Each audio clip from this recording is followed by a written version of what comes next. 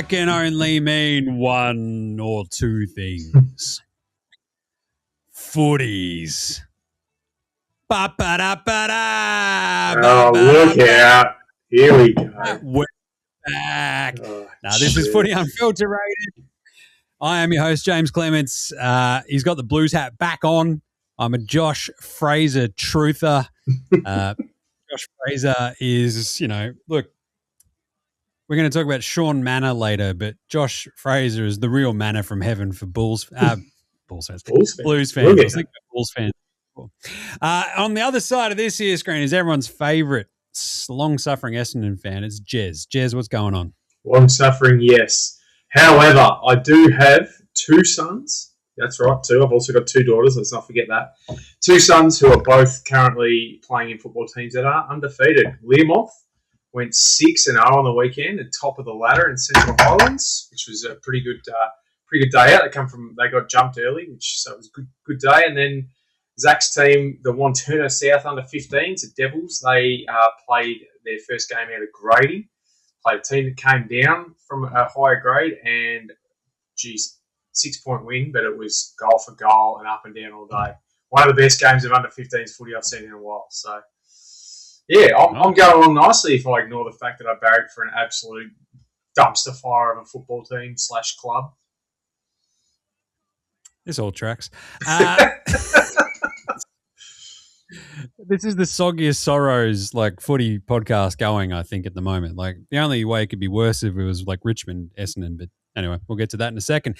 Round 10 is done. Footy's fully back. We've had the dead coach bounce, first one, which is always good. We've got a round 10 wrap for you, a very quick one. We've got a weekly award, some yeah-nahs, and a round 11 preview and picks. We are doing this on a Monday because I'm jetting off first thing Wednesday. So it's all right for some, isn't it? Not bad. Just ask old mate. She's the one stuck home with two kids, and I just gallivant around the state. So I won't be asking that because I value my safety. Be smart. All right, let's dig into it. Get into it. Without the bullet. Footy Unfilterated. Just dust and cobwebs. They're choking me. Dust and cobwebs. What can I bring? Oh, yes, Jez. Round 10 is done. Round 11 is ahead of us. And I feel like, because we're doing this on a Monday, we usually get the maturation of the AFL news cycle where we do AFL bingo. It's like, what are we going to talk about this week? Umpires, 50-metre penalties. Basically, I think we've all settled into going, oh, wow, Scott Pendlebury's pretty good. And that's about it. There's not too much outside of that. I think the Luke Sayers, I've been hearing about that all day, and every time I hear it, I go, why am I hearing about this? I can't do it. I can't do it. I mean, I don't care. No. It's gross. Because every time they say his name, I see the photo, and I'm like, I never want to picture that again in my brain. I thankfully haven't seen the photo, but just the visual I get, I'm like, no. And then they're talking about putting it in the family court so that it can't be reported. And I'm like, yes, do that. And then I'm like, oh, wait, family court's got... No, just go away, both of you. I hate that it's linked to footy because it's just not. Yeah, it's gross. It's weird. Yeah. Quit it. But really, we've got the Pendles, record-breaking game, which is very fun. We've also got the AFLW announcing the season will kick off with an awesome doubleheader for Spud's round, which is very cool. Yep, Spud's love game. That. Which is really neat. I dig that. There's also an AFLW versus Ireland representative game before that, which is very neat as well. So, I don't know. I think I love the idea of doubleheaders, and the thing that annoys me the most about this sort of stuff is they get so in the weeds like, oh, but look, yeah, but people don't want to sit there for 6 hours. It's like, but they do. So the amount of people, the people who are going to go to the St Kilda Carlton game, the men's game, maybe some of them will just come earlier.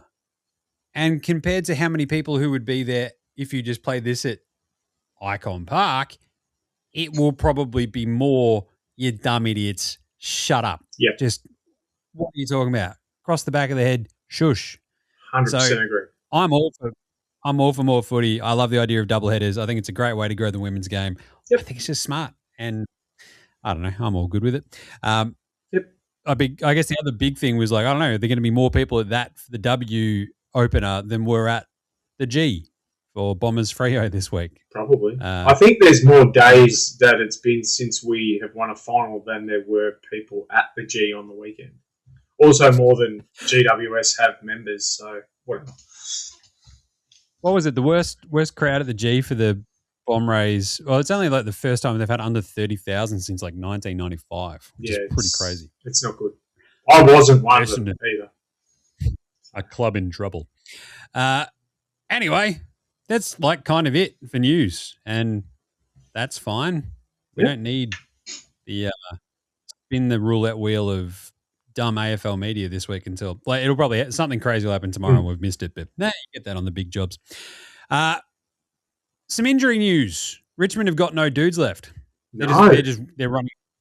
They might have like VFL call-ups for the Dreamtime at the G game this week, which is my phone may ring, so I'll have to just jump out and quickly let Adam know that my knee's a bit dicky, so I'll probably have to just sit in a pocket this week. So. I like it.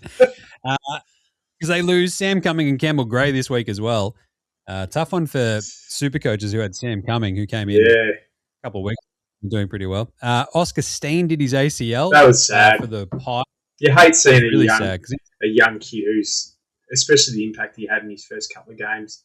He tried to go it alone against probably one of the best ruckmen of the last 15, 20 years, and he was doing okay.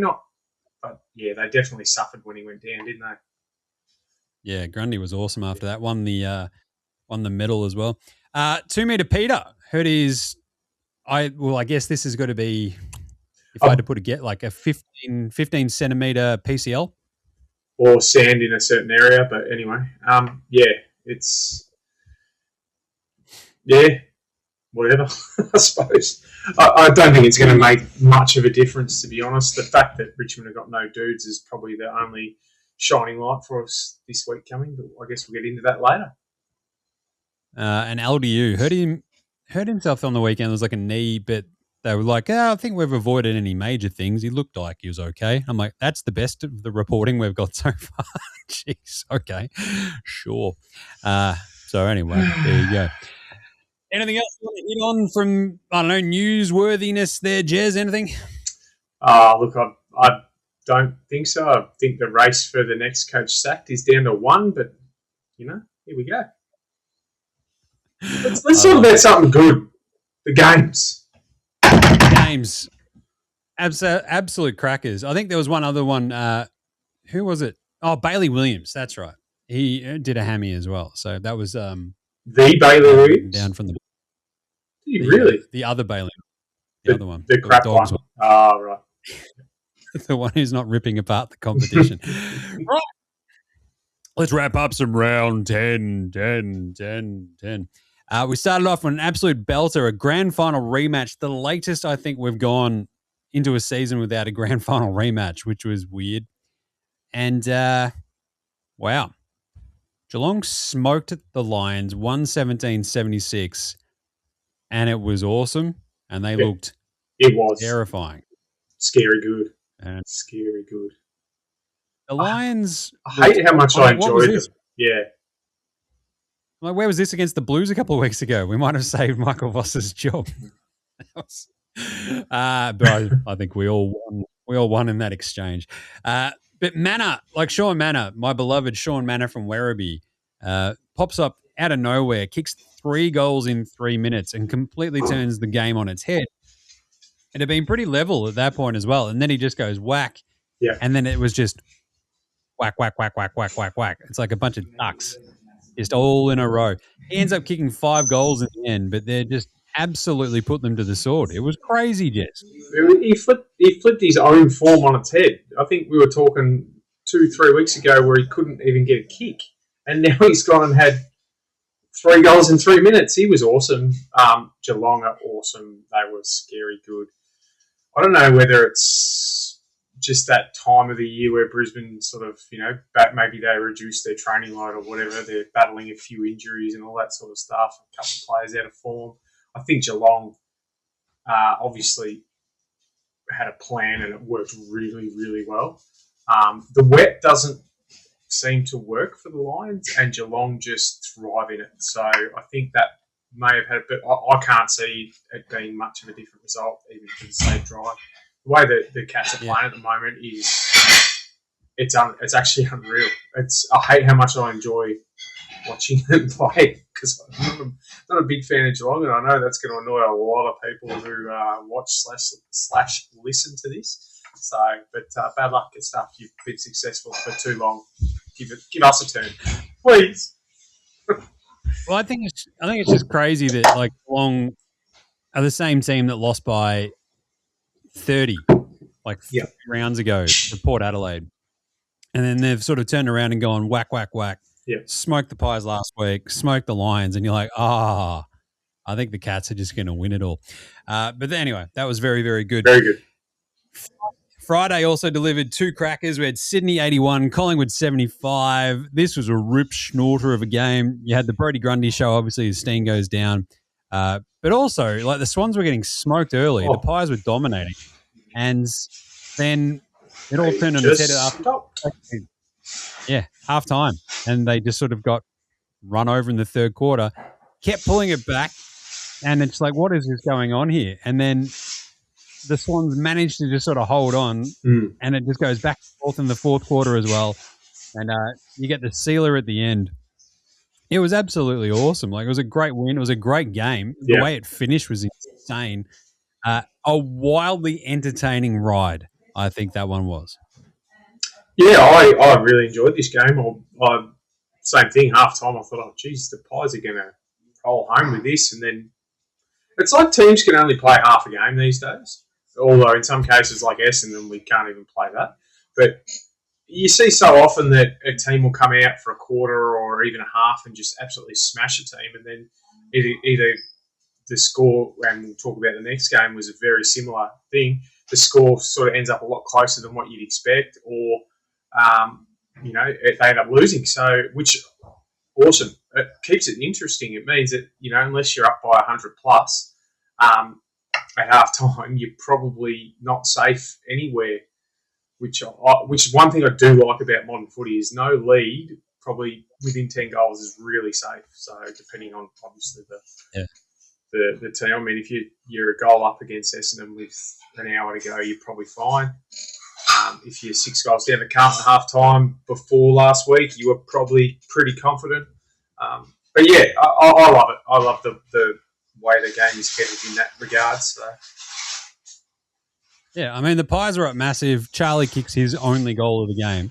Then there's like another Sarong one. And like the game sort of tilted back towards the Swans after that. And then there was like 6 goals or whatever in that third quarter that they booted and ran over something. It was crazy. Then we had Gold Coast Port was an belter as well. 98-73 up there in Darwin, which I always love.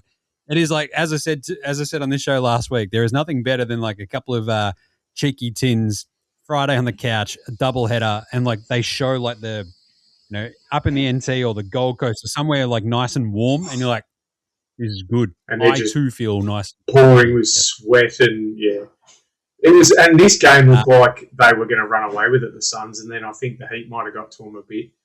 Or 2 weeks away from home, and they just sort of took the foot right off the gas. So I think they actually parked the car at one point and just said, "That'll do, pig. That'll do." Yeah, that's 10 straight wins in Darwin for the Suns, though, so they should just move there at this point. But again, this is it. It's the 27th parallel. Just keep playing all your games above there, and you're laughing. But my favourite thing was that my boys carried them. My boys, never been so proud. My beloved Ned Moyle, my best mate, and my adopted son, Jed Walter, kicked 6 goals between them. I'm like, this is unreal. I feel like the most vindicated bloke in the world right now. I'm like, yes, see, I might be the smartest football commentator who can't say smartest. Sounded like Tony Grigg there. Oh, he's the smartest.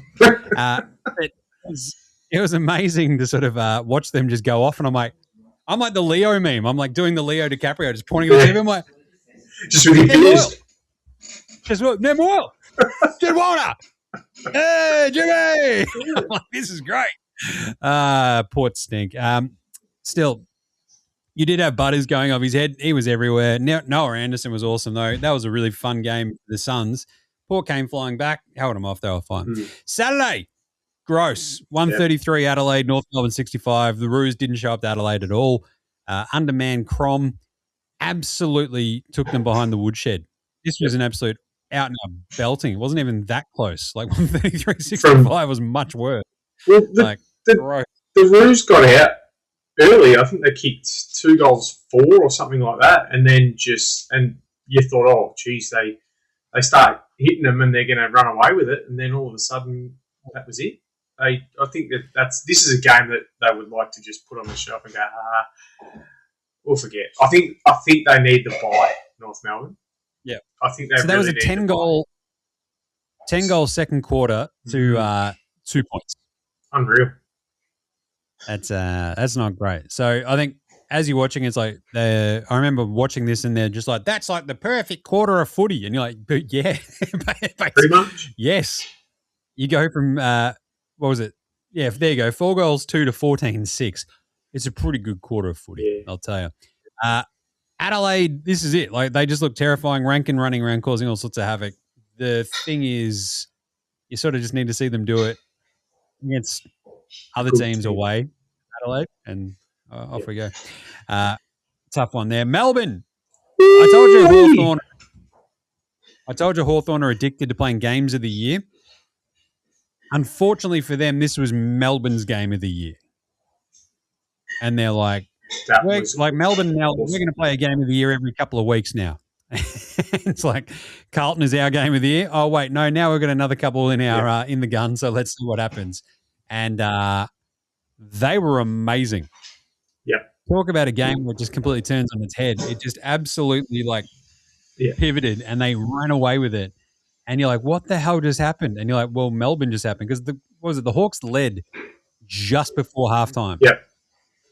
And after through that third quarter, I'm sitting there with the squids. I'm like, what's happening? And it's like 3 goals to nothing. And then it's like a couple more goals. Oh my God. They're killing them. And they're like suddenly up by 5 goals, 6 goals, and it just didn't stop.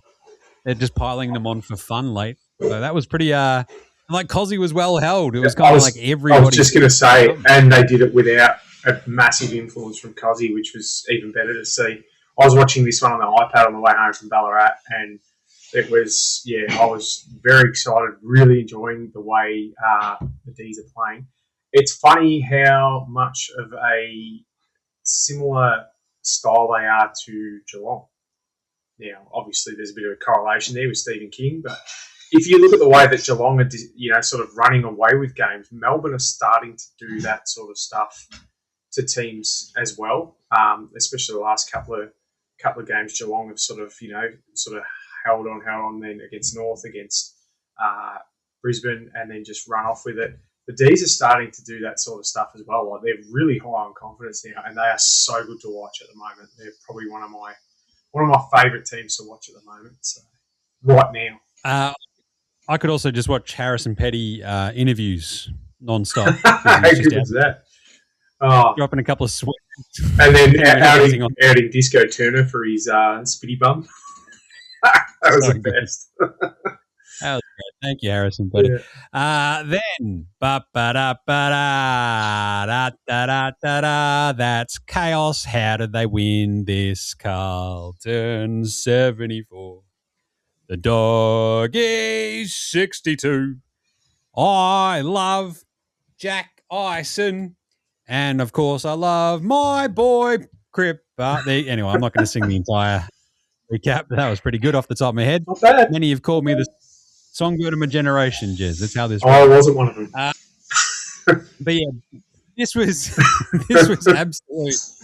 I didn't know what to do. I'm like sitting there, I don't know what to do with my hand. Yep. We're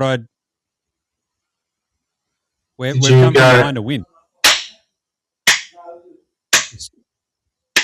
Was that one thing? I freaked out. It was weird. It was a strange game. I don't know. Like they never got in front properly until the fourth quarter, basically, and I'm still stunned, shocked, not dismayed, a little bit excited. This is a game they never win, and they somehow won it. So coming from behind in the fourth quarter, to like coming home with a wet sail, it's like this is Unheard of. This is usually what happens. Is what happens to Carlton. The other team kicks 5 goals, 2 in the fourth quarter and win the game. But the way they got up like so quickly as soon as it turned as well, there was like Carroll was amazing. Yeah. He's back to like his 2 goals. You're like he's just done the same thing. Yeah. It's incredible. But then so you have the Carroll goal that gets them back, and like this was the problem. They could never get back over the hump of leading. It felt like I think from basically the second and third quarters, the Blues could just not get their noses in front. It never blew out, but every time they'd score, we'd score, and like vice versa, right? And then as soon as Carroll kicks that goal in the fourth quarter, I'm like, watch us give up another one. And instead you get the big H goal, and you're like, oh, we're ahead now. This is just going to hurt all the more.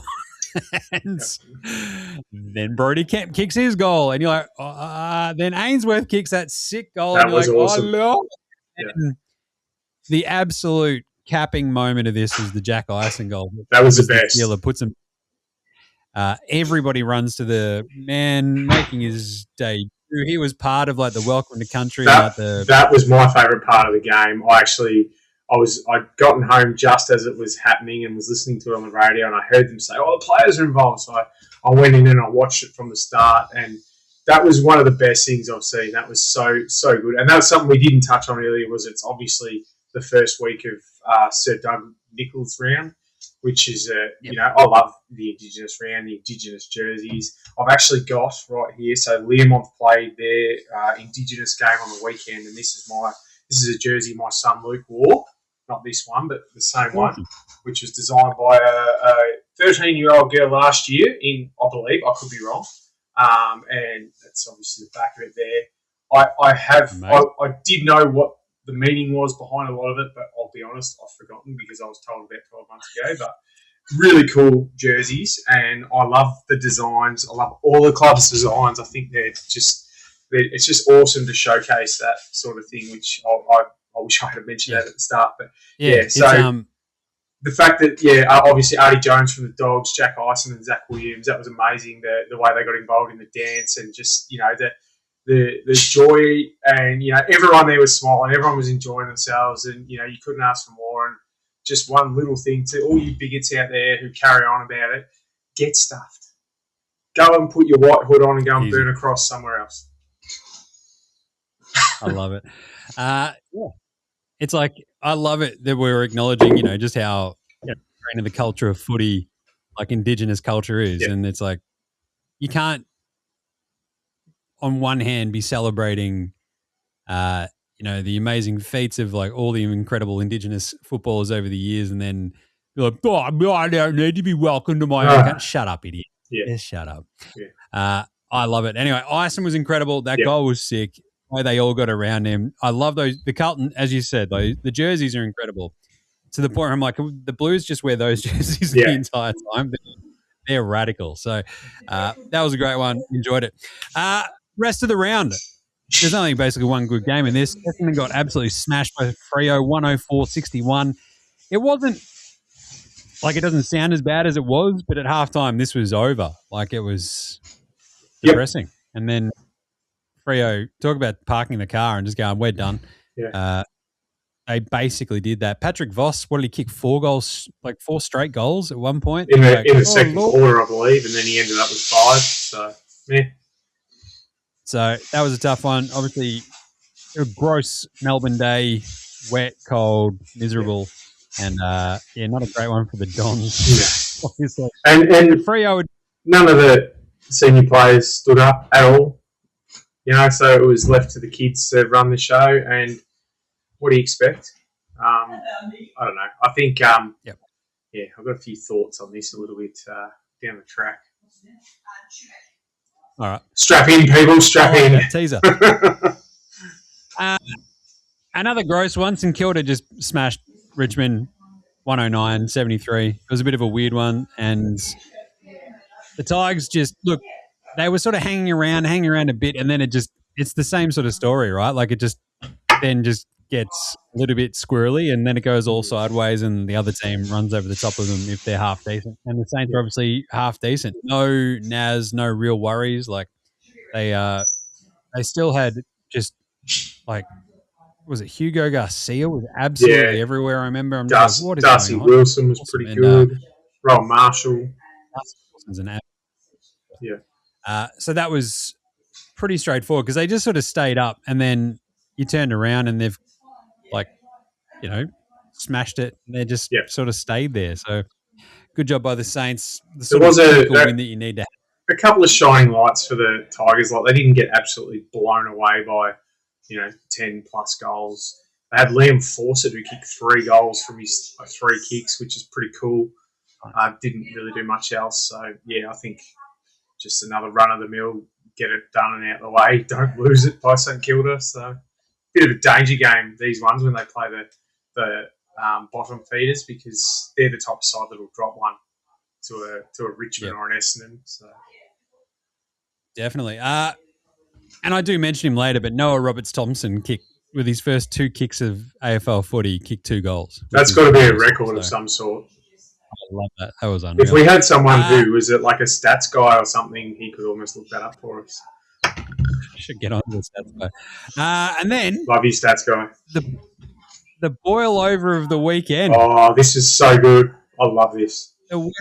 The West Coast Eagles 88, GWS 71 got absolutely J-trained.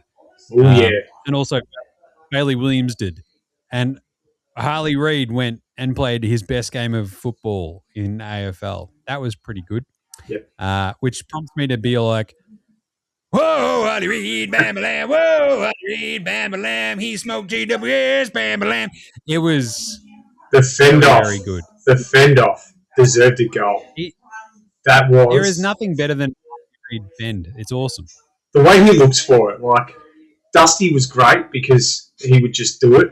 But Harley Reid almost ran, I forget the player it was, but he ran towards a GWS defender to fend him off and then had a shot. And the only thing that would have made that play better was if he kicked that goal, but he actually got the free kick for the high. But he was awesome. I love the way, and I'll hold it for now, but I've got some thoughts on Harley Reid too, and they're very good. Big fan. I love him. He's unreal. I love the J Train. I love the Bailey J Williams, the other one. He was so good. He was unreal. That last, but the J Train, Jakey Waterman, the 2 goals that he kicked late were just like absolutely pivot moments for this game, right? Like it all just. They got in front. They got in front, and then I think they were up by about 4 goals at one point, and then GWS came storming back in the third, and you thought, no, they've given up the go. But it was so good to see them actually pull together and rally and get back into the game. And like you said, the old heads for them were the ones that stepped up. Elliot Yeo, he didn't have a lot of the footy, but he took some really important marks across the centre when GWS was trying to drive forward. And then the young fellas coming through. There's obviously, I think it was Jack or Josh Lindsay that got the Rising Star nomination. It was really good team sort of effort there, which is very rare. And if you look at the stats, there's one thing on this. Aside from Harley Reid, the next highest stat winner for the Eagles was 19 disposals. So, and it was a very even spread, which that's I think when old mate Jay Clark was questioning whether Andrew McQualter can coach, I think that says that he's probably got. He's heading in the right direction with his group. So, 100-point losses are going to happen, but you can see that whatever it is that they're trying to do is starting to pay off. Yep, they've now tripled their win total from last year, so it's not bad. I did love the J Train back-to-back goals that gave them the lead again. Like the place was going absolutely ballistic, but it also. I love the bounce back of Milan Murdoch, who gave away the 100-metre penalty. That led to what I think was the Fonte goal. And then Milan Murdoch is the one at the very end who gets the ceiling after the siren goal. And he was the tackle, I think. Awesome. He was awesome. Aside from that 100, I think he was on Toby Green, who had again, he's had one game this year where he's had a massive impact. And was he on green? Someone else was on Whitfield as well, and they basically had both of them had very little impact. So I think he might have been on green. But either way, he was doing a great job, and then obviously, didn't cover himself in glory with that. But yeah, it's hard though. They're very thin-skinned. Some of these decisions, but I guess the rules are the rules, and yeah. I remember, Clary had 1 million touches, and you're like, that's not fine. Much of an impact though. Finn Callahan was Brady Hoft, so that was a bit of a tough one. And yeah, anyway, I can't remember who actually was covering who, but there you go. Awesome win for the Eagles. Good on them. That's the round 10 wrap. Not a bad round of footy, Jim. Not a bad round of footy. It's a great round. Anytime the Blues win is a good round of footy, if you ask me. Ba-ba-da-ba-da. Anyway, let's do some round 10 awards. Woo!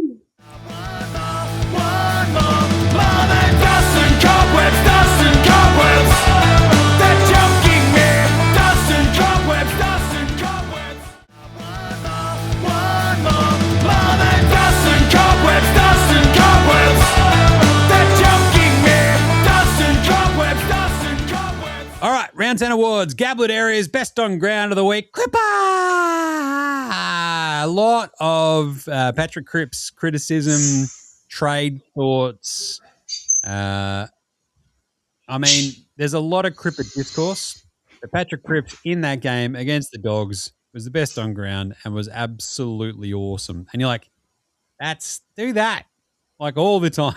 Yeah. The thing is, we know that you can do this a lot. And they kind of desperately need you to do that more. But his couple of goals were awesome. He was a clearance king as well. He just dominated out of the middle. And it just makes you wonder how bad was the environment. Yeah, if he's almost flipped his form again, 180, and there's only one major factor that's changed, and he wasn't alone. Harry Mackay was a different player. A lot of the players seemed to have a pep in their step, which, we know the dead coach bounces there, but geez, it was pretty significant, wasn't it? He was a big difference for him. As I said, I thought maybe he's injured all year or he's just lost a step, but he looked like the Brownlow medalist Cripper. Absolutely. And then honourable mention to Brodie Grundy, who was just... Yep. It's a bit tough when the Pies are just we don't have any ruckman now, and you're like, but yes, he still had to do the thing and wins the Goods O'Loughlin medal as well. 34 disposals, 46 hit-outs, and 12 clearances. Not bad. 55 cheeseburgers, 55 shakes, 55 nuggets, and it just keeps going. And 2 hot apple pies. Not bad.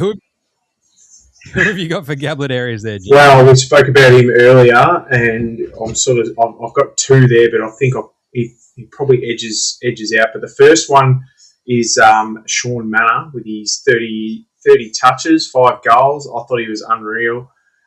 Massive. He basically started the landslide that got Geelong rolling with his 3 and 3, but he was good before that, and then once he kicked those 3, he was up and about. He was everywhere. So I thought he was probably my Gablett. I have got a very close second to the Lizard, Nick Blakey, who 39 touches. He has been in awesome form for the last probably 4 weeks. I think he would have had 34, 35 touches plus each week. He's getting on the scoreboard. He's running. The run he gives them from the back line is a lot of the reason why Sydney are so dominant and are never going to lose again in the history of the world, as you've obviously made us very well aware. So I think he was very close. If Manor hadn't kicked the 3 and 3, I reckon Lizard would have picked him, but it's hard to go past that. It was a pretty good performance. Yep, it was awesome. I also was thinking about the J train here, but Harley Reid, they've already gotten plenty of love, so not bad. Who am I buying a beer this week? It's got to be former Pie, Josh Fraser. Former Pie and son. Don't ever forget that. Son, and son. As a dyed in the wool Gold Coast Suns fan, I loved every aspect of this. But yeah, the first former number one pick to coach a game in the AFL, which is pretty fun. And it was a win. So you buy him a beer for that and go, there you go. Good job, Josh. I mean, it might be around one of the pubs here in Brunswick, actually. So True. Very true. I could actually just go and buy him a beer. But that was awesome. Like just the manner in which Carlton won is just so like hilariously, strikingly opposite. The contrast is ridiculous. That's it. Like you sit down with a beer, like you get one of the high top tables, and you go, "How was that?" And he just goes, "Oh yeah, not bad." And away you go. Who are you buying a beer there, Jez? I'm going to buy a beer for the two old boys, two of the old boys at West Coast, the J Train and Elliot Yeo. I think the way that they helped, they didn't.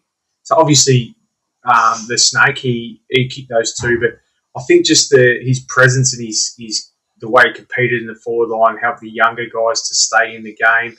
And then Elliot Yeo, when it really mattered, he stepped up and he took some, as I mentioned earlier, he took some really important marks, and it was just a calming influence and allowed their young guys just to do what they did, knowing that they had these two old heads there. And I think, there's a bit of alarmist about them losing a few games by a few ton of points. But I think, and I did say it earlier when they won those couple in a row, I think having those guys still there. Tim Kelly is another one. I'll probably buy a 6-pack and we'll throw him in there. They can have a couple each. But he was, again, really, really good. And those three in particular have been almost like these sort of on-field coaches that you see a little bit more in the basketball where you've got an older head on the bench like our mate Jingles there and that sort of stuff. But these guys are actually showing them the way, not just like some other teams with older players who probably are doing the opposite. These boys are actually sticking their hands up and going, yeah, we know it's going to be hard, but we're here to help. And they're showing the way, which I think that's worthy of a beer each way. So they're my beers for this week. Beers. Love it. That's a good shout. Your shout. The Ben Mackay Spud of the Week. Could probably go Cam Mooney for bringing up Ben Mackay and telling Brad Scott how excited he was that Ben Mackay was back and you've got to be stoked. And Brad Scott going, he's not in our team, Moons. What are you on about? Banner week for Cam Mooney. I did actually bring up on today's NBA Australia, like the weird fawning interviews that they do with like DeMarcus Cousins. So Boogie, Cam Mooney's just like basically like down on two knees, like just cupping ever so gently. It makes you sick, doesn't it? But anyway, my Spud of the Week has got to be Aaron Cadman. This is a bit of a like I got a lot of time for Aaron Cadman, and like these are the sort of project sort of key tools, key forward tools, and in a week they don't have Jesse Hogan. They're playing out west. He got 5 touches, kicked 1 behind, and was absolutely nowhere to be seen and completely towed by West Coast. To the point where there was a moment I think in that third quarter where he's going up for a mark, and like in the middle of the pack, I'm like, there he is. He's actually playing. I'm like, is he just like what is going on? Yeah, and he spilled it, and it just drops to the ground. You never see him again for like another 20 minutes. It's a bit tough to pick on key position players for Spud of the Week, but yeah, Cadman went absolutely MIA in that one. It was a tough one. So I think if he was playing against an opposition like, say, Melbourne or Hawthorn, you could almost forgive him. But the fact that he was playing against West Coast and he was the man, it was never more set up for him to have a big day, and he just called for the depends real early, just couldn't hold his bows closed. It was just not good. So, Yep. How about you there, Jez? Well, it's not going to be Ben Mackay for the second week running. He's played probably his second best game of the year after last week. I've got a couple, and I've sort of Ben King, I maybe a special mention. I think if they had lost and he had the performance he did, maybe that was probably worthy of a Spud. But the fact that they won, he probably didn't really need. Obviously, with your adopted son and best mate doing all the damage, he probably, you could afford him a week off. But I think the one that, and look, it's not through lack of getting the ball, but Mitch Georgiadis, he really needs to get his radar fixed because he's costing Port games with the amount of points he's kicking. I think he's kicked 26 goals, 25 for the year. But the last few weeks, he's kicked, I think there was 2 goals, 6 a couple of weeks ago, 1 goal, 3, 1 goal. This week he wasn't too bad. I think he only had 1 goal, 2. But he's really got to do something about that kicking because it's starting to cost Port Adelaide where they need it the most, and that's on the scoreboard. So, yeah. Probably a bit unfair to Spud him, but it's been a build-up of Spud-worthy performances that I thought, nah, this time it's time for you to get it. So, and Ben McCall wasn't playing, so I had to give it to someone. Good stuff. Better than Bootsma. Jack Ison. That was awesome. He actually was really good. And, yeah, I don't know. There's like bits watching that game where you're like watching Matty Carroll carve it up and like boot 3 awesome goals and just give them a bit of speed and actually a bit of like, I don't know, a person who can kick a ball and hit a target. You're like, oh, do that more. But Jack Ison was kind of everywhere. Really enjoyed that. There was some really cool footy jibbies of his granddad in the crowd as well. Did you catch that? That was, I love that. Yeah, very cool. Awesome. And then obviously, as we mentioned, my best mate and my adopted son, so Ned Moyle and Jed Walter both kicking 3 goals up in Darwin. Like that was, I can't really put into words how delighted I was watching this all unfold. It was stupid, but it was amazing. And I'm like, this rocks. I've even got the stats guy messaging me going, Jim. I'm like, yes, I'm watching. This rocks. That was good. And obviously, as I mentioned earlier, the Noah Roberts-Thompson, 2 goals in his first 2 kicks. Yeah, that's pretty cool. It was very, very good. So better than Bootsma. How about you, Jez? Well, I don't know if this guy qualifies for better than Bootsma, but I've got one name that I put on the sheet, but I'm going to sneak this fella in because I forgot to put him in for my Gablett Areas. But Harley Reid, 34 touches, 2 goals, the best of his 49 games so far. I thought he was unreal. I just love the way he goes about it. He wants the physical contest. He's in everything. If there's a scuffle, he's in it. If there's a bit of a scrap at the bottom of it, he's in it. He's always pushing and trying to get things. And I think he's going to be an absolute.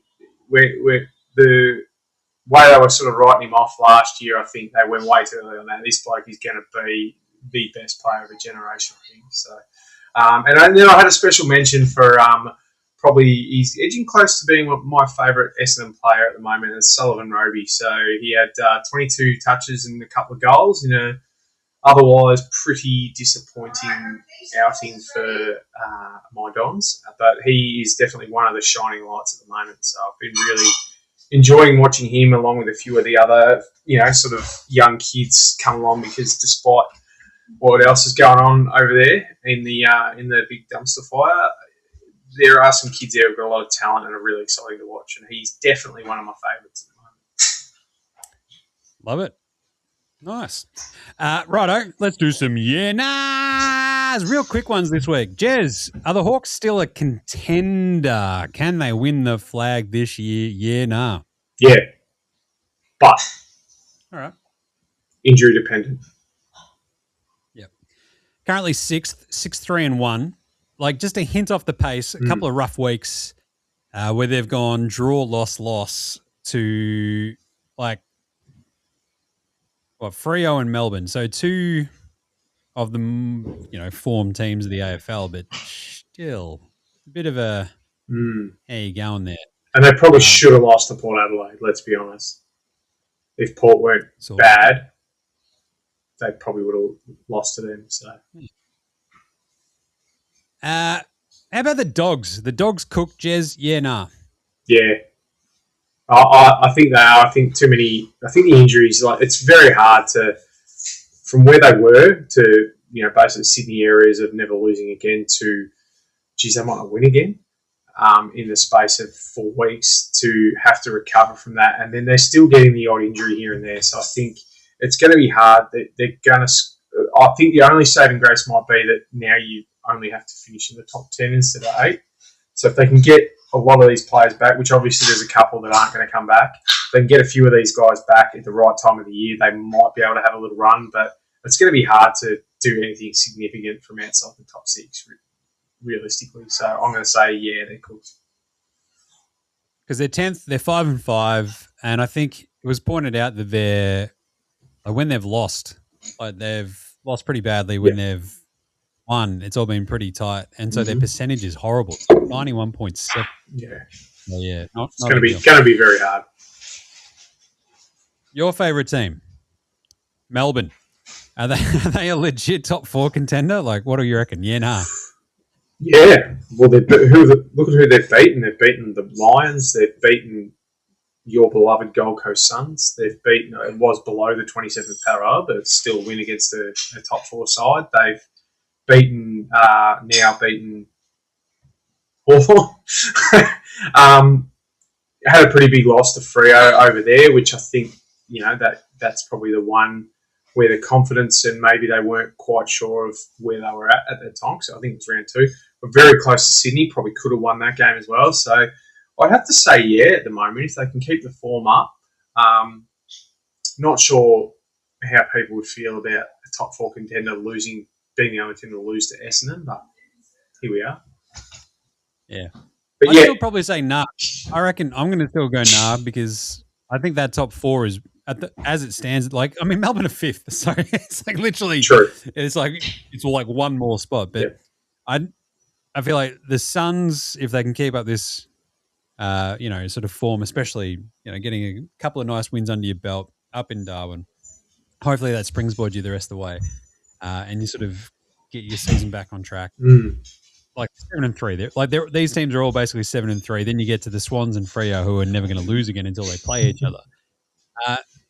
But I feel like Melbourne's probably the one that has the highest of highs and the lowest of lows, if that makes more sense. And I feel like that's probably the thing that'll, over the course of the next 14 weeks of the season, probably end up tripping them up a little bit more than anything else. And then you got the Hawks and Brisbane sort of trying to track them down too. So it's going to get hard. Here's one. Are the Bombers going to be the wooden spooners, Jez? Yeah, nah. If they lose on Friday night, yeah.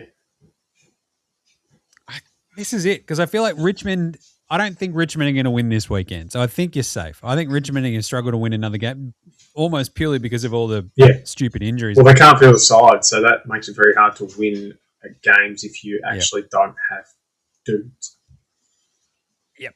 And so I think that's going to be a bit of a weird one for them. But I don't know, the Bombers, you watch that, you're like, oh, can they outplay Richmond and Carlton the rest of the way? That's going to be the question. I think they'll be just okay. I think the Tigers... I'm going to say nah, but it might be on percentage.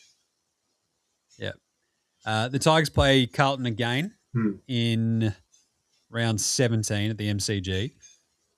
They have the Dreamtime of the G game, and that's it against the Bombers. So the Tigers will win. Tigers will win another game. They'll pull another one out of absolutely nowhere. It might be on the road against the Port Adelaide or against the Dogs or something like that. They'll win another one, but they've got here against the Eagles in round 21, which they could probably win as well. But they'll surprise a team that's not on their game, might have a few injuries, might take them a bit too easily, and probably win another game. Which, let's be honest, that could be Essendon this week. But I think we're safe. But as I said, it might come down to percentage. So tough one. And you've got a couple there.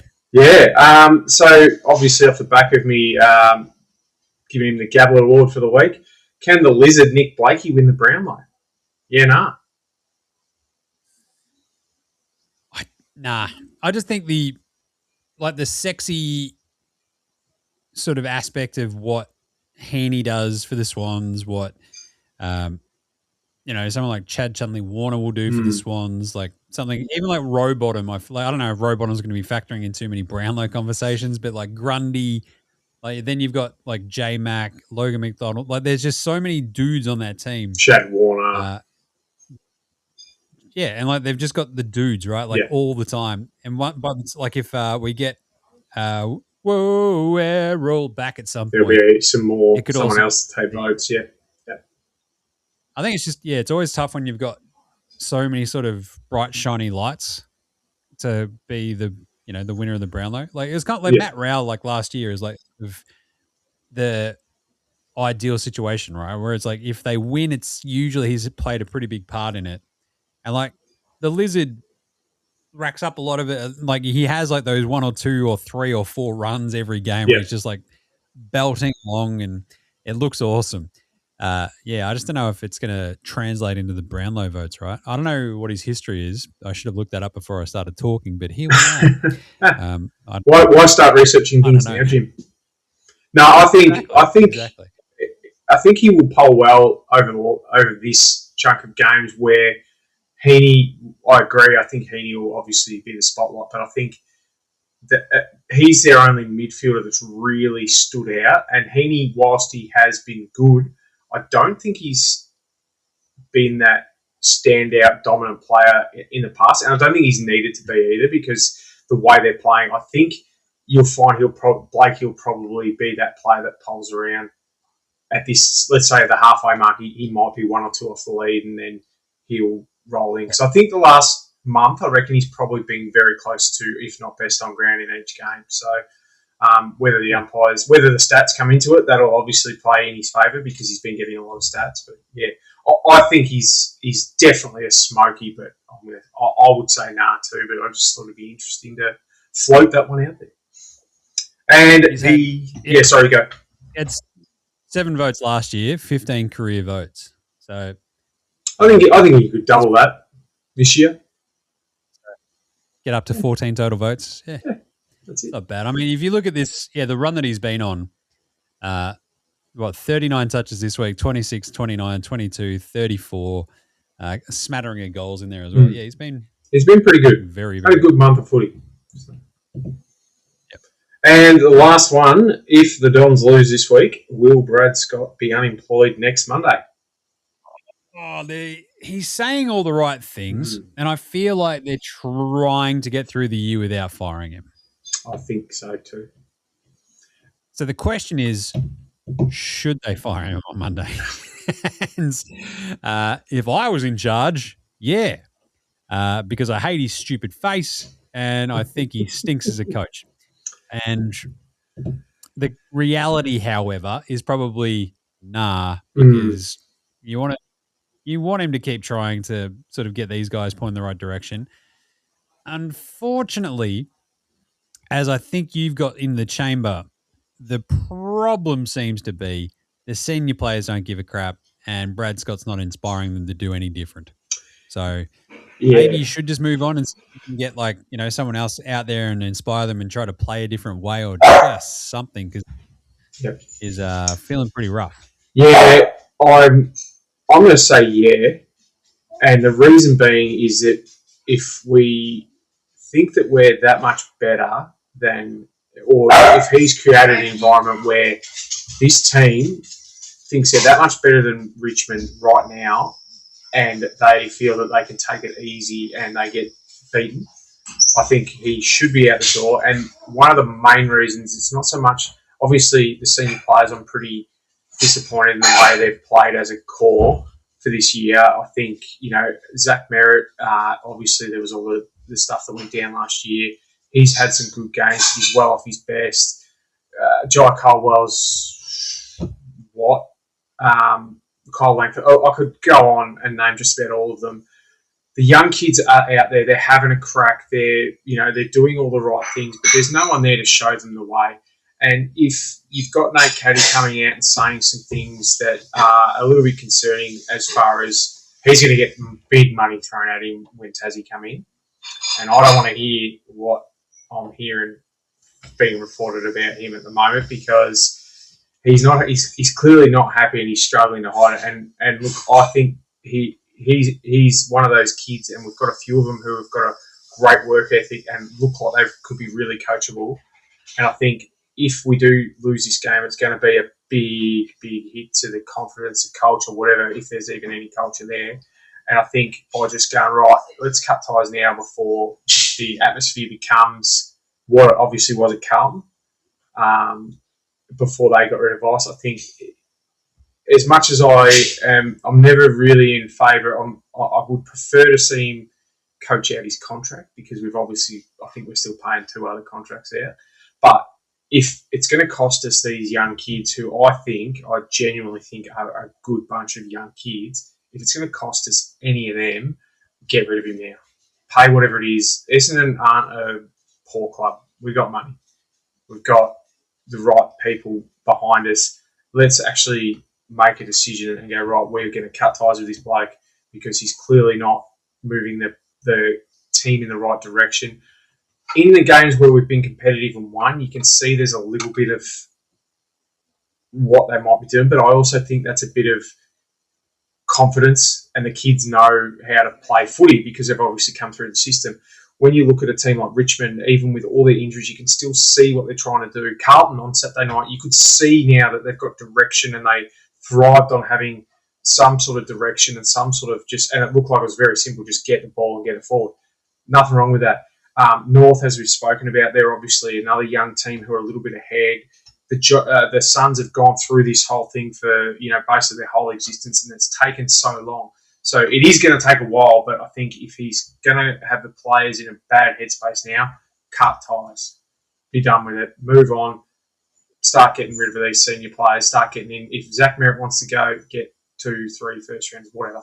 Just let him go and try and bring in the right senior players. I don't care if they're good, bad, like you see with Jack Darling and Luke Parker at North. They've done a really good job.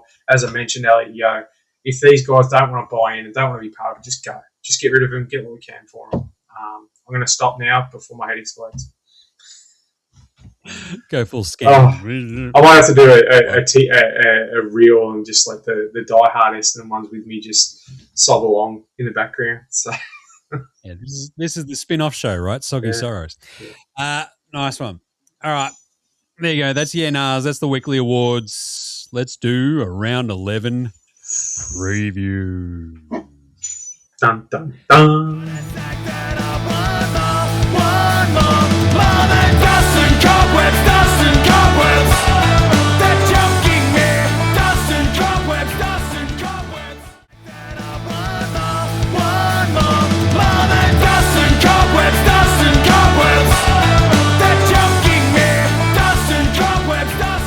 Right. I, for one, can't believe it's already round 11.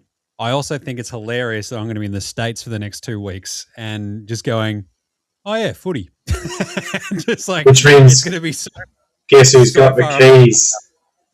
And it's going to be chaos. So it's Jazz off the hook.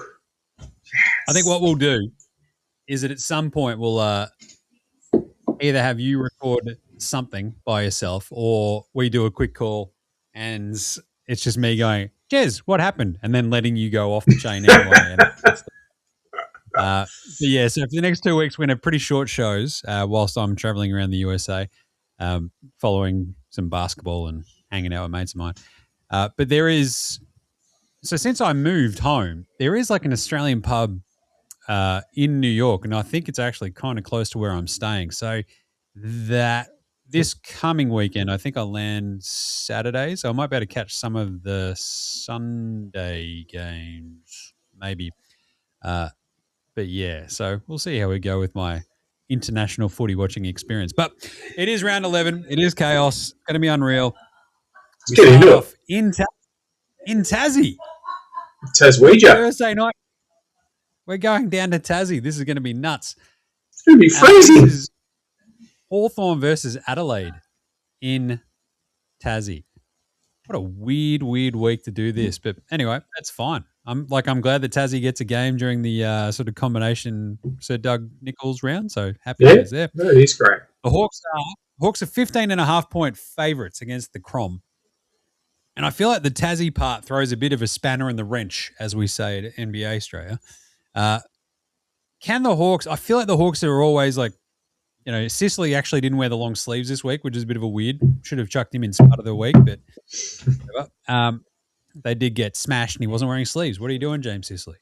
But 15.5, what do we reckon here, Jez? Can Adelaide keep this close? If you think about the times that these two teams have played before, I've got a feeling there was a couple of years ago they played in Adelaide and it was really, really close. But that was also when, like, I think the Hawks were sort of back on the ascendance, and Adelaide were the sort of gun team. I might just be making all of this up, but It sounds plausible, completely plausible. Yeah, I think this is going to be a close one, and I think I'm going to take Adelaide, but I think I would have given Adelaide more of a chance if it was in Melbourne. The fact that it's in Tassie, I think, brings it back to Hawthorn a bit, but I think 15.5 is way too high. I can't see. I'm like some sort of footy brain genius because yes, last year in round 14, it's almost like you had it on the screen in front of you to read it and pretend like you. I just checked it. I'm like, I wonder if that was the game in 47-44. June 13 last year at the UTAS Stadium in Launceston. So knew it was a close game, knew that it was the Hawks on the ascendancy because these two teams did play in the finals last year as well. Yeah. So I think you're right, yeah. Pretty close game. Was it? And they play a... I think they did. I think it was a semi, maybe? Let's find out. Let's have a look. Anyway, good stuff, though. I think this is probably a little bit too Yes, much. They played in the semi-final, which Hawthorn won in Adelaide by 34 points. So. That's right, because the Crom went out in straight sets, didn't they? That's right. That was it. Yeah. Crazy. So 15.5 just feels a bit too rich. It's too high. Blood, so I'm going to take Adelaide. Yep, I'm with you. Adelaide. Awesome game incoming, though, I reckon. Maybe I'll find someone in LA to watch that. Friday night, Dreamtime at the G. One of the great moments on the Aussie footy. The Tigers, 13.5-point underdogs against the Bomb Rays. How are you feeling about this one, Jez? Concerned. I've actually been, a couple of years ago, I did the Dreamtime long walk with Michael Long. Got to meet he was my hero when I was a kid, got to meet Michael Long and walked on the MCG, and it was one of the best things I've done, so I'd love to do it again, and we'll do in years to come. I'm going to take the Tigers to cover. I think this is going to be a stupidly close game, and I may not even be able to watch it. So that's if I want to keep my TV in one piece. I like it. 46-37 last year, but the Dreamtime game, you smashed them 81-58. So the last time you played, the Tigers won. The last time you played the Dreamtime at the G game, you won. I'm going to go Essendon. I think there's a little bit more to your guys than to the Tigers. And I think your fears are well-founded, but I think there's enough going on there for the Bomb Rays to get by them, I think. Especially at 13.5. I think that, but I also know what my team are like. And aside from the Melbourne win, this was the last time we won. Was this game last year? So it's been one win in 12 months. I would dearly love to smash Richmond just to say that we've actually got something about us. I think I'll even be disappointed in an under 10-point win, but I'll take it. And every part of me says we're going to lose this. I'm so not confident it's not funny. So 81-58 last year. The two Dreamtime of the G games before that, you won by 12 points, 86-74, and then 1 point. The classic from 2 years ago. Yeah, Sam Durham kicked the goal to win the game. I was at both of those, so awesome. Yeah. Should be a cracking game. I don't know how good the footy will be, but yeah, I wouldn't expect it to be high skill and on point. Put it that way. The other doubleheader on the second part of the doubleheader, the Ross Lyon Bowl. Freo versus St Kilda. The Dockers absolutely flying. Ross Lyon going to drag him into the dirt once more. This is out west. I think plays very, very handily for Freo. They won there last year, 81-69. 25.5 feels like a bit, though, Jeff. Very what do you high. reckon? I think it's high. But I also think if Freo gets a run on, they could bury St Kilda. Yep. So I'm going to take them to win by that. But don't be surprised if it's another one of those those close wins that they've been having, just getting the job done. They did the same thing even on Sunday against Essendon. They put the game to bed by half time and just coasted. So I'm starting to think it's a tactic or it's a plan to do this because maybe they want to hold it and wait until they get to the pointy end of the year because they have had trouble in the latter half of the year the last couple of years. So maybe it's a plan to just temper things and just roll through and get to the right time and go, okay, boys, now put the foot down. So I like this. I've just talked myself into taking St Kilda cover. I'm still taking Freo, so that's fine by me. We got 2 out of 3 different at the moment, Jim. Yeah, that's all right. We haven't done a score update. I'll do that at the end. Yeah. Then we go North Melbourne, 10.5-point underdogs against Gold Coast. I want to know what you're going to do here because it's below your beloved 27th parallel. So I feel like Gold Coast aren't as affected by Marvel when it comes to the 27th parallel. I have absolutely zero data to back this up until I click on a couple of links here and look at their record at Marvel in the last 5 years. But I think there's at least sort of, I reckon the indoors for North, it obviously is in their favour. That's why it's a very short line. Like a 10.5-point line is not much. But then you sort of start thinking about, I don't know, the way that North move the ball, the way that Gold Coast can be a little bit underwhelming at times. And when I say a little bit, they can be wildly underwhelming. So, yeah, it's going to be a bit tricky. So if we look at the way that Gold Coast have played the last 10 games at Marvel, if they smashed the Blues last year, I was at that game. It was just wildly depressing. Gold Coast killed Essendon last year. Not a surprise. Did they kill us, or was that the goal after the siren by Mac Andrew? No, this is the 115-74 smashing. Oh. So I'll be quiet then. They did lose to Richmond there at the start of the year last year, which is still crazy.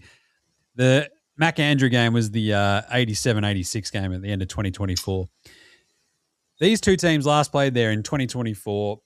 And North Melbourne actually won that game, which is a bit of a weird one. But I'm going to trust Gold Coast. It's below the 27th parallel. And I do love me the Roos at Marvel usually. Just think Gold Coast might be a little bit too good, a little bit too big. Big Ben King game, bounce back. I think they squeak it out. It might not be an absolute smashing. I think they're just too good for North Melbourne, though. What about you, Jez? Yeah, I think North are a bit down on themselves now. I think that loss was pretty bad on the weekend. So I think they'll probably bounce back to an extent. But I'm going to go with the Gold Coast to win. And I think you're right. I think Ben King, he's had, even though he's still, either leading or second in the goal kicking, he's had a couple of quieter weeks, and I think this could be a big bounce back game for him. Nice. We have a 2022 grand final rematch. Geelong, Sydney. That was a great grand final. It was over. Said no one ever. Yeah. This one's at GMHBA down at Taxpayer Park. So 10.5-point favourites of the Cats. This is a huge test to my Sydney will never lose again. Massive test. So you clearly have to take Sydney. Plus 10.5. So I can't take Geelong and have Twilight Sydney never fixture. lose again. The Twilight fixture. This is 4:15. So yeah. I'm going to do something controversial here, and I'm going to have a look at what the weather is going to be in Geelong, because, and I'll tell you why. So Saturday 18 and sunny, no rain in Geelong. Jim, this one's a tough one, isn't it? It is. I am going to go with the Cats because I think they're playing just slightly better footy than the Swans at the moment. And the Swans are due a loss, even though they're never going to lose again. So I'm gonna live dangerously and go Geelong. All right. Yeah. I can't in good conscience not take the Sydney Swans. No, I'd be disappointed if you did. So Collingwood, 44.5-point favourites in Pendle's record-breaking game. Excuse me, in Harley Reid's 50th game. That's it. Let's rank all 50 of these games. I was going to ask you that. Are they going to do that? I'll be disappointed when they don't. They should. And obviously the Pies, like that, being that big of favourites at the G, huge, big landmark game. I think West Coast coming off the big win this week probably works against them. So they're not going to be playing crazy spoiler. But they could be running high on a bit of confidence. Do you think they could cover that 44.5, Jez? I don't really know. I don't think so. I think I'm going to go the Pies. I think they can. And the reason being is I just don't think Collingwood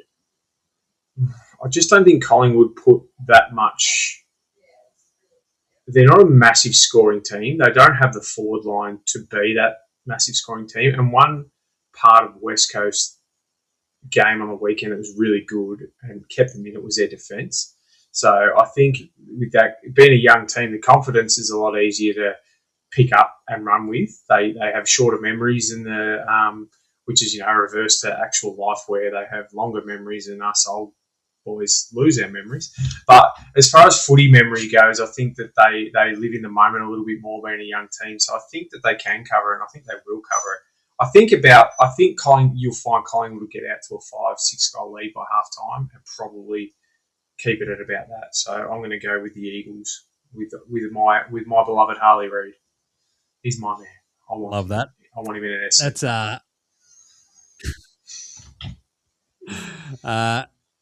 I think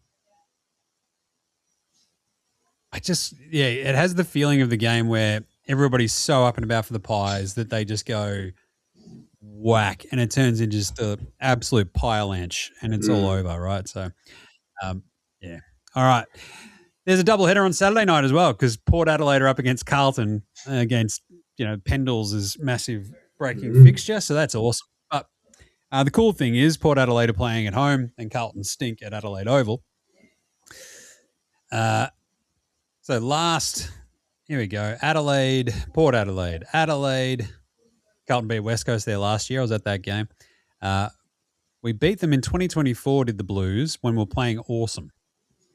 We haven't played that good since until basically this weekend past. And essentially any other time that we've played Adelaide or Port Adelaide at Adelaide Oval in the last 7 years, they've lost. So I foresee a close effort from the Blues that they ultimately lose. So I'm going to go the Blues plus 10.5. Jez, what do you got? I think this is the week that Mitch Georgiadis learns to kick straight, and I'm going to go with Port to win by probably 4 goals, I reckon. So, yeah, if I'm drunk in a bar in New York and not watching this at 4 a.m. in the morning, I think I'll be okay with things. So,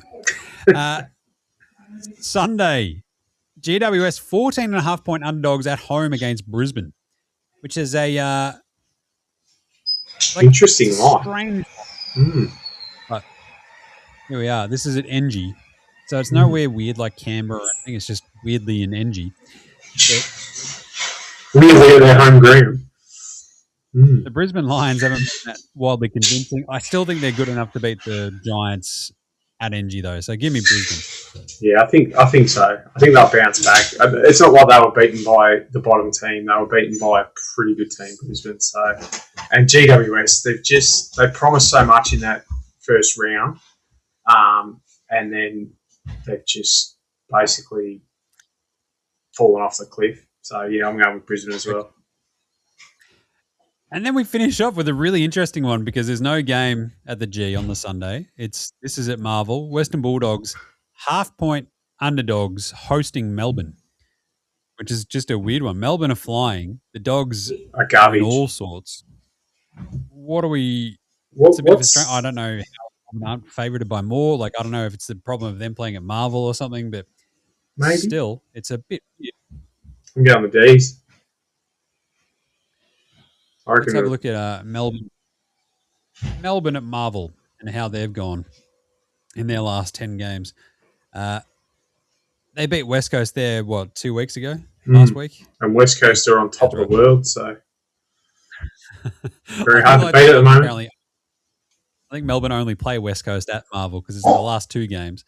Then it's a St Kilda loss, a North Melbourne loss, and the Dogs killed them there 2 years ago. But that's a hard one. I think Melbourne is still too good for the Dogs So at the moment. So yeah.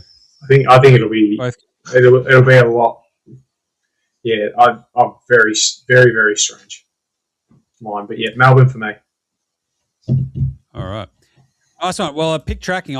We had 3 different last week as well. I picked up 2 of them to Jez's 1, so I'm back within 1 pick overall against the spread for the season, 46-45. So not bad. So last thing we do every show here, Slevo's Punters Club. Slevo. I'm going to go back to the well and ask for a big Jamie Elliott game in Pendles' big game. I was thinking about a Pendles 20-plus disposals, 1 goal, little nibble as well, which I think has got to be just about a guarantee. The goal might be the tricky part of it, but I think he at least gets around 20 touches. But the Jamie Elliott 3+ is probably what I want to do this week. I think he goes absolutely wild. And yeah, so I'm going to go Jamie Elliott 3+ against the Eagles. It's like playing himself back into form properly sort of stuff. And yeah, the Pendles 20+ and a goal. And last week, your best bet got voided because Thriller was a late out. So late scratching for Thriller with his 3 or 4, and I think they didn't really need him. Still played better than my best bet last week. So, Cadman 3+. Oh, didn't realize you were holding a grudge. Yeah, I was like putting him on block. No, that's all right. What's your? I'm going to go Essendon Richmond or Richmond Essendon Dreamtime at the G. I'm going to go the under. So I had a quick squeeze. It's 176 is the over-under for that game on Sportsbet, and I think that's way too high. I think this will be one of those 65 to 55 kind of games. So, I think that's because if we're at 176, that's if it's close, both teams have got to get 80 to 90 points, and I just don't see that happening. I think if it happens, it'll be Essendon. I can't see Richmond kicking more than 8, maybe 10 goals tops. So their last 4 matches haven't topped that. So yeah. And if you go back to 2022 when Richmond weren't horrible, that was the last time over. So yeah, there you go. Anyway, is that it? I think that's it, Jim. Gosh, I think that. Oh Lord, better press that. Done all right. Well, that is it. Round 10 wrap. Round 11 preview show in the bag. As mentioned, we'll pop by very shortly at some point next week for a show as well. I'll be in New York at that point. Jez will have the keys. Look out, everyone. Woo! Just a quick check-in for you, probably 10, 15 minutes. I've got a microphone with me while I'm over Make sure there. I haven't burnt the joint down. Just check it all.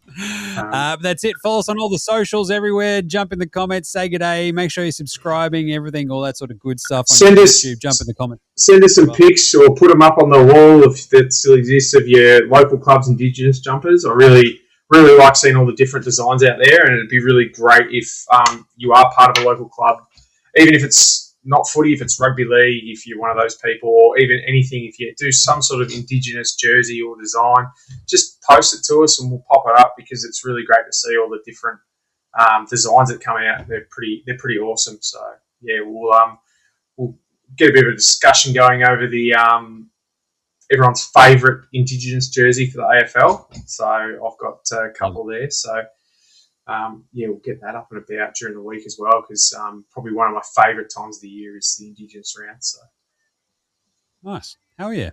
Let's get into it, Jim. All right, well, there you go. See you in a couple of weeks, 11 bud. upcoming. Yeah, I'm going to go jump on a plane in like not much time and spend 14 hours on a plane away from my old mate and kids and just be like, this is And come back weird. and get a knife right in their neck. Yeah, and a couple of kids just pushed your way. So yeah, it's like, they're your problem now, and then I've got to. you'll be back in time for the Footy Unfilterated Cup on Essendon Carlton on the King's birthday weekend. So should be awesome. Yeah. Righto. Well, until we talk to you next week, stay off the rubbish gear. This has been Footy Unfilterated. see you.